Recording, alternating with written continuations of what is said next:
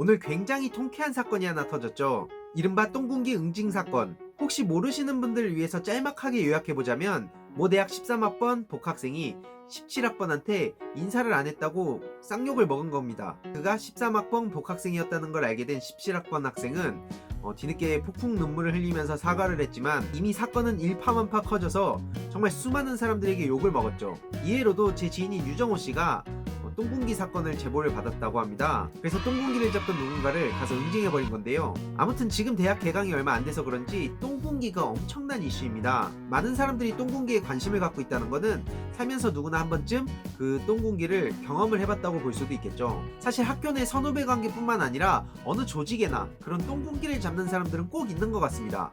다만 그 강도의 차이가 있을 뿐이죠. 정말 웃긴 거는 그들의 명분은 하나같이 똑같습니다. 고작 해야 1, 2년 차이 나는 주제에 너 이런 것도 못 견디고 어떻게 사회생활할래? 뭐 이런 거죠. 정말 어이가 없습니다.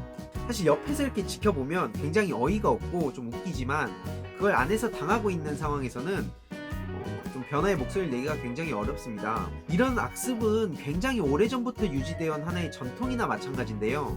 만약 누군가가 이런 부조리에 저항하고자 목소리를 내면 그 사람은 프로불편러 취급을 받으면서 사회에서 왕따가 되기 일쑤였습니다. 뭐 여러가지 이유가 있겠지만 결정적으로는 나도 과거부터 부조리를 당해왔는데 내가 왜 굳이 없애야 돼? 뭐 이런 명분이 가장 크게 작동하는 것 같습니다. 실제로 제가 운영하는 단체 내에서도 이런 비슷한 사람이 한 명 있었는데요. 겉으로는 민주주의를 정말 열심히 외치던 사람이었는데 정작 단체 안에서는 굉장히 권위를 중시하던 사람이었습니다. 뭐 그래서 반대 의견을 내는 사람이 있다 그러면 전부 이제 내보내려고 했죠.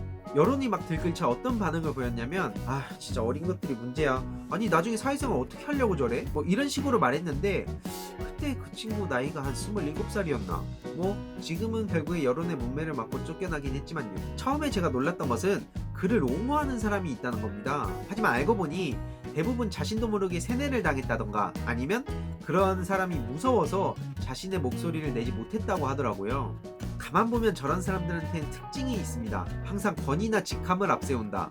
나 때는 말이야 하면서 요즘 애들은 왜 이래? 뭐 이런 말을 한다던가 조직의 효율성을 위해서라는 명분을 항상 앞세운다던가 이런 것도 못 견디면 나중에 사회에서 어떻게 살아가려고 뭐 이런 말들을 흔히 내뱉는다는 거죠. 제가 봤을 때 이런 건 전부 자신의 실력에 자신이 없기 때문에 나오는 행동이라고 생각합니다. 뭐 학교 선배라든지 뭐 군대 내에서라든지 직장 내에서라든지 자신의 직위나 어떤 직함을 이용해서 상대를 깔아뭉개려고 한다면 전부 이제 이런 비슷한 사람에 해당된다고 생각합니다. 진짜 자신의 모습에 자신이 없는 거죠. 그러니까 이제 그런 직함을 앞세워서 사람들을 억압하려고 하는 거고요.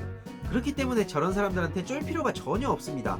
물론 말이 쉽지 그 집단 내에서 이런 불편한 목소리를 낸다는 게 결코 쉬운 일은 아닐 겁니다. 그래서 저도 함부로 사람들한테 목소리를 내라고 하진 않는데요.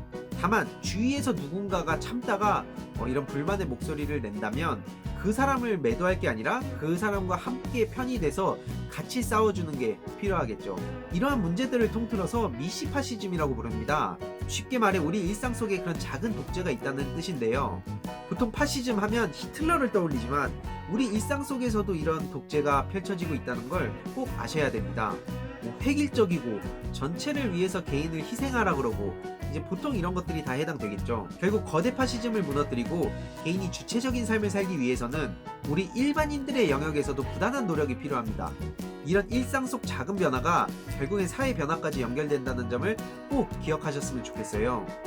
아무튼 똥공기 잡는 놈들 보면 그냥 불쌍해 죽겠어 정말.